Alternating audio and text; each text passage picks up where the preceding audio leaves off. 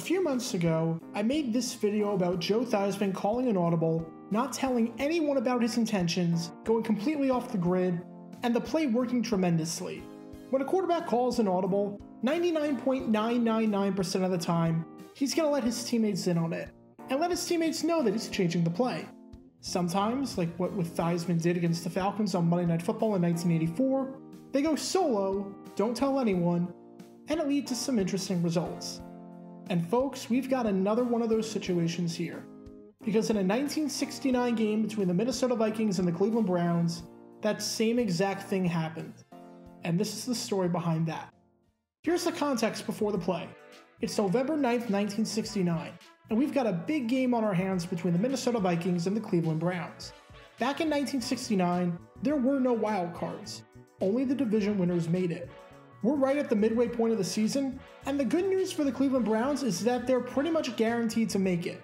They're sitting at 5-1-1, and every other team in the Century Division is below 500. But for Minnesota, they're in a bit of a pickle. The good news is that they're 6-1. The bad news is that the Lions are right behind them in the Central Division at 4-3, and the Packers are even closer behind at 5-2. This game between two of the best teams in football was big, but it was especially big for the Vikings. Fortunately for Minnesota, they came out swinging.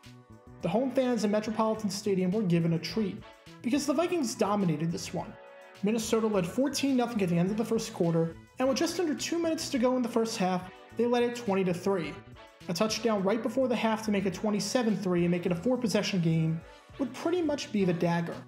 Cleveland was just coming off of a 42-10 drubbing against the Dallas Cowboys the week prior, but brought none of that momentum whatsoever with them to Minnesota.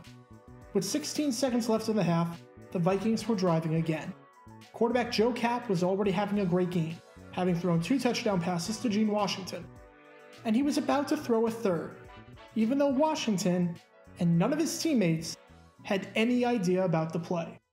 Roll the tape. Down came about as Kapp noticed that no one was covering Washington. He quickly changed the run to another touchdown pass.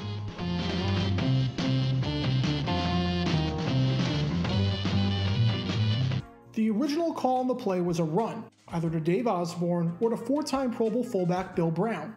But Kapp took a look at the box and looked at Cleveland's defensive alignment and saw that they had 11 guys stacked in there. Then he waved his arm, saw that nobody was covering Washington, and changed the play.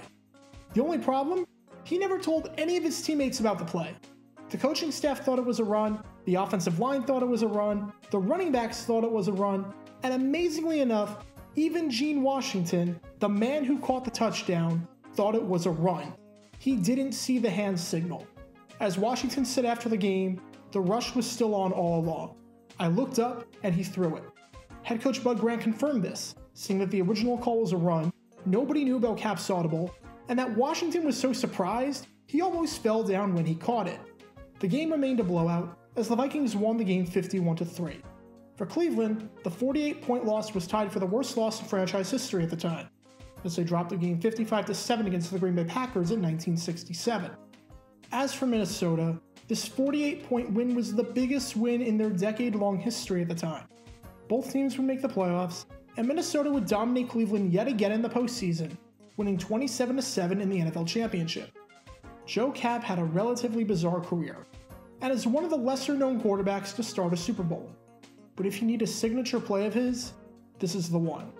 He's got to be one of the only quarterbacks ever to throw a touchdown pass on a play where his entire team thought it was a run. Be sure to check out Twitch every Tuesday night at 10 p.m. Eastern for your chance to play NFL trivia and win cash prizes. Link in the description below. Also, special thanks to all our Patreon supporters for helping out the channel. Your support is greatly appreciated. See how you can become a patron and request future video topics in the description below.